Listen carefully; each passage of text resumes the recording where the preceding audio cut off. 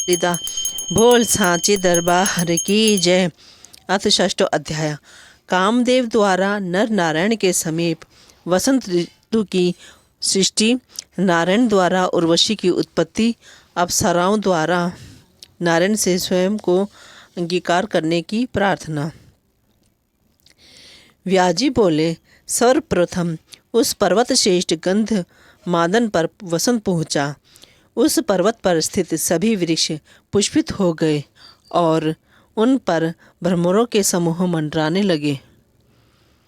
आम, मौलसरी, रम्या, तिलक, सुंदर, किंचुक, साल, ताल, तमाल तथा महवे, ये सब के सब फूलों से सुशोभित हो गए।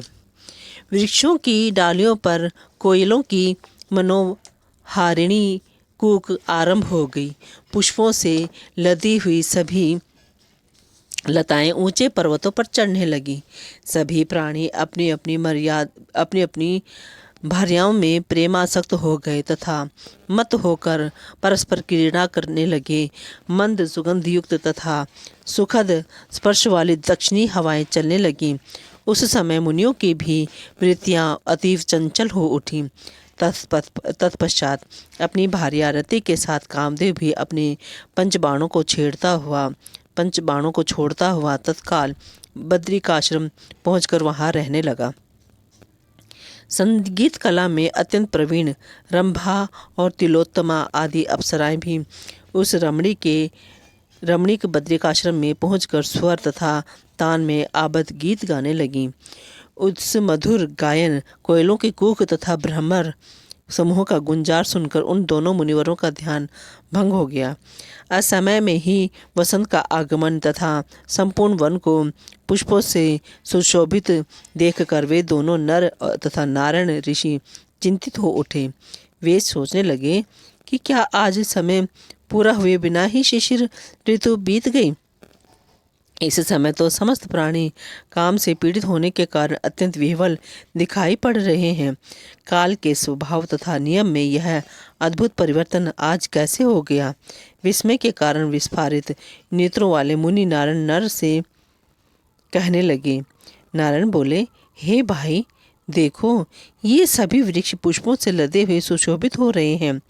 इन वृक्षों पर कोयलों की मधुर ध्वनि हो रही है तथा भ्रमरों की पंक्तियां विराजमान हैं। हे मुने, यह वसंत रूपी सिंह अपने पलाश पुष्प रूपी तीखे नाखूनों से शिशिर रूपी भयानक हाथी को विदीर्ण करता हुआ यहाँ आ पहुँचा है। हे देवर्षि, लाल अशोक जिसके हाथ हैं, किंचुक के पुष्प जिसके पैर हैं, नील अशोक जिसके केश हैं, विकसित श्याम कमल जिसका मुख है, नीले कमल जिसके नेत्र हैं, बिल्लव वृक्ष के फल जिसके स्तन हैं, खिले हुए कुंद के फूल जिसके दांत हैं, आम के बौर जिसके कान हैं, बंधु जीव गुल दोपहरिया के पुष्प जिसके शुभ्र अधर हैं, सिंधुवार के पुष्प जिसके नख हैं, कोयल के समान जिसका स्वर है, कदम्ब के पुष्प जिस सुंदरी के पावन वस्त्र हैं, मयूर पंखों के समूह जिसके आभूषण हैं, सारसों का स्वर जिसका नूपुर है, माधवी लता जिसकी करधनी है, ऐसी मत हंस के समान गति वाली तथा इंगुदी के पत्तों को रोम स्वरूप धारण की हुई वसंत श्री इस बद्रिकाश्रम में छाई हुई है। मुझे तो यह महान आश्चर्य हो रहा है कि असमय में यह यहाँ क्यों आ गई। हे देवर्षि, आप यह निश्चित समझिए कि इस समय यह हम लोगों की तपस्या में विघ्न डालने वाली है। ध्यान भंग कर देने वाला यह देवांगनाओं का गीत सुनाई दे रहा है। ऐसा प्रतीत होता है कि हम दोनों का तप नष्ट करने के लिए इंद्र ने ही यह उपक्रम रचा है। अन्यथा ऋतुराज वसंत अकाल में कैसे प्रीति प्रकट कर सकता है। जान पड़ता है कि भयभीत होकर असुरों के शत्रु इंद्र के द्वारा ही यह विघ्न उपस्थित किया गया है। सुरभित शीतल एवं मनोहर हवाएं चल रही हैं। इसमें इंद्र की चाल के अतिरिक्त अन्य कोई कारण नहीं है। विप्रवर विभु भगवान नारायण ऐसा कह ही रहे थे कि कामदेव आदि सभी दिखाई पड़ गए। भगवान नर तथा नारायण ने उन सबको प्रत्यक्ष देखा और इससे उन दोनों के मन में महान आश्चर्य हुआ। कामदेव मेनका, रंभा, तिलोत्तमा, पुष्पगंधा, सुकेशी, महाश्वेता, मनोरमा, प्रमद्वरा, कीर्तज्ञा और सुंदर हास्य करने वाली घृताची, चंद्रप्रभा, कोकिल के समान आलाप करने वाली सोमा, विद्युन्माला, अंबुजाक्षी और कांचन मालिनी, इन्हें तथा अन्य भी बहुत सी सुंदर अप्सराओं को नर नारायण ने अपने पास उपस्थित देखा। उनकी संख्या 16,050 थी। कामदेव की उस विशाल सेना को देखकर वे दोनों मुनि चकित हो गए। उस समय दिव्य वस्त्र तथा आभूषणों से विभूषित और दिव्य मालों से सुशोभित देवलोक की वे अप्सराएं प्रणाम करके सामने खड़ी हो गईं। तत्पश्चात वे अनेक प्रकार के हाव भाव प्रदर्शित करती हुई छलपूर्वक पृथ्वी तल पर अत्यंत दुर्लभ एवं काम वासना वर्धक गीत गाने लगी। भगवान नर नारायण ने उस गीत को सुना। तदअंतर उसे सुनकर नर नारायण मुनि ने प्रेम पूर्वक उनसे कहा, तुम लोग आनंद से बैठो, मैं तुम्हारा अद्भुत आतिथ्य सत्कार करूंगा। हे सुंदरियों, तुम लोग स्वर्ग से यहाँ आए हो, अतः हमारी अतिथि स्वरूपा हो। व्याजी बोले, हे राजन, उस समय मुनि नारायण अभिमान में आकर सोचने लगे कि निश्चित रूप से इंद्र ने हमारे तप में बाधा डालने की इच्छा से इन्हें भेजा है। ये सभी बेचारे क्या चीज़ हैं? मैं अभी अपना तपोबल दिखाता हूँ और इनसे भी अधिक दिव्य रूप वाली नवीन अप्सराएं उत्पन्न करता हूँ। मन में ऐसा विचार करके उन्होंने हाथ से अपनी जंघा पर आघात कर तत्काल एक सर्वांग सुंदरी स्त्री उत्पन्न कर दी। वह सुंदरी भगवान नारायण के उरुदेश जंघा से उत्पन्न हुई थी, अतः उसका नाम उर्वशी पड़ा। वहां उपस्थित वे अप्सराएं उर्वशी को देखकर अत्यंत आश्चर्यचकित हो गईं। तदअंतर उन अप्सराओं की सेवा के लिए मुनि ने तत्काल उतनी ही अन्य अत्यंत सुंदर अप्सराएं उत्पन्न कर दी। हाथ में विविध प्रकार के उपहार लिए हंसती हुई तथा मधुर गीत गाती हुई उन सब अप्सराओं ने उन मुनियों को प्रणाम किया और वे हाथ जोड़कर उनके समक्ष खड़ी हो गईं। लोगों को मोह में डाल देने वाली वे इंद्र प्रेषित अप्सराएं तपस्या की विभूति उस विस्मयकारिणी उर्वशी को देखकर अपनी सुध-बुध खो बैठी। उन अप्सराओं के मुख कमल आनंदातिरेक से खिल उठे तथा उनके मनोहर शरीर रूपी वलरियों पर रोमांच रूपी अंकुर निकल आए। वे अप्सराएं उन दोनों मुनियों से कहने लगी, अहो, हम मूर्ख अप्सराएं आपकी स्तुति कैसे करें? हम तो आपके धैर्य तथा तप के प्रभाव को देखकर परम विस्मय में पड़ गई हैं। ऐसा कौन है जो हम लोगों के कटाक्ष रूपी विष से बुझे बाणों से दग्ध ना हो गया हो? फिर भी आपके मन को थोड़ी भी व्यथा नहीं हुई। अब हम लोगों को ज्ञात हो गया कि आप दोनों देव स्वरूप मुनि साक्षात भगवान विष्णु के परम अंश हैं और सदा ही शम दम आदि गुणों के निधान हैं। आप दोनों की सेवा के लिए यहाँ हमारा आगमन नहीं हुआ है, अपितु देवराज इंद्र का कार्य सिद्ध करने के लिए ही हम सब यहाँ आई हुई हैं। ना जाने हमारे किस भाग्य से आप दोनों मुनिवरों के दर्शन हुए। हम यह नहीं जान पा रही हैं कि हमारे द्वारा संपादित किस संचित पुण्य कर्म का यह फल है।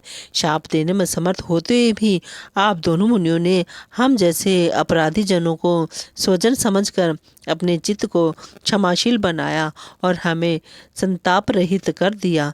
विवेकशील महानुभाव तुच्छ फल देने वाले शाप को उपयोग में लाकर अपने तप का अपव्यय नहीं करते। व्याजी बोले, उन अति विनम्र देव सुंदरियों का वचन सुनकर प्रसन्न मुखमंडल वाले, काम तथा लोभ को जीत लेने वाले तथा अपनी तपस्या के प्रभाव से देदीप्यमान अंगों वाले वे धर्मपुत्र मुनिवर नर नारायण प्रेम पूर्वक कहने लगे। नर नारायण बोले, हम दोनों सभी पर अत्यंत प्रसन्न है। तुम लोग अपने वांछित मनोरथ बताओ, हम उसे देंगे। हम सुंदर नयनों वाली उर्वशी को भी अपने साथ लेकर तुम सब स्वर्ग के लिए प्रस्थान करो। उपहार स्वरूप यह मनोहर युवती अब यहाँ से तुम लोगों के साथ जाए। उरु से प्रादुर्भूत इस उर्वशी को इंद्र के प्रसन्नार्थ हमने उनको दे दिया है। सभी देवताओं का कल्याण हो और अब सभी लोग इच्छा अनुसार यहाँ से प्रस्थान करें। अब इसके बाद तुम लोग किसी की तपस्या में विघ्न मत उत्पन्न करना। देवियाँ बोली, हे महाभाग, हे नारायण, हे सुरश्रेष्ठ, परम भक्ति के साथ प्रसन्नता पूर्वक हम सभी अप्सराएं आपके चरण कमलों का सानिध्य प्राप्त कर चुकी हैं। अब हम सब कहाँ जाएं? हे नाथ मधुसूदन, हे कमल पत्राक्ष, यदि आप हमारे ऊपर प्रसन्न होकर वांछित वरदान देना चाहते हैं तो हम अपने मन की इच्छा प्रकट कर रही हैं। हे देवेश, आप हमारे पति बन जाएं। हे परंतप, हम लोगों के इसी वरदान को पूर्ण कीजिए। हे जगदीश्वर, आपकी सेवा करने में हम सभी को प्रसन्नता होगी। आपने जिन उर्वशी आदि सुंदर नयनों वाली अन्य रमणियों को उत्पन्न किया है, वे अब आपकी आगे से स्वर्ग चली जाएं। हे श्रेष्ठ तपस्वियों, हम 16,050 अप्सराएं यहीं रहेंगी और यहाँ हम सब आप दोनों की सेवा करेंगी। हे देवेश, आप हमारा मनोवांछित वर दीजिए और अपने सत्यव्रत का पालन कीजिए। हे माधव, धर्मज्ञ तथा तत्वदर्शी मुनियों ने प्रेमासक्त स्त्रियों की आशा को भंग करना हिंसा बताया है। दैव योग से हम अप्सराएं भी स्वर्ग से यहाँ आकर आप दोनों के प्रेम रस से संसिक्त हो गई हैं। हे देवेश, आप हमारा त्याग न कीजिए। हे जगतपते, आप तो सर्वसमर्थ हैं। नारायण बोले, इंद्रियों को जीत कर मैंने पूरे 1000 वर्षों तक यहाँ तपस्या की है। अतएव हे सुंदरियों, उसे कैसे नष्ट कर दूं? सुख तथा धर्म का नाश करने वाले वासनात्मक सुख में मेरी कोई रुचि नहीं है। पाशविक धर्म के समान सुख में विवेकशील पुरुष कैसे प्रवृत्त हो सकता है? अप्सराएं बोली, शब्द, स्पर्श, रूप, रस तथा गंध, इन 5 सुखों में स्पर्श सुख सर्वश्रेष्ठ है। यह आनंद रस का मूल है और इससे बढ़कर अन्य कोई भी सुख नहीं है। अतः हे महाराज, आप हमारी बात मान लीजिए। पूर्ण आनंद प्राप्त करते हुए आप गंधमादन पर्वत पर विचरण कीजिए।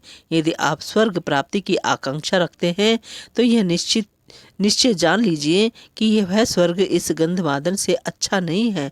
अतः हम सभी अप्सराओं को अंगीकार करके आप इस दिव्य स्थान में विहार कीजिए। बोलो जयकारा शेरा वालिदा, बोल सांची दरबार की जय।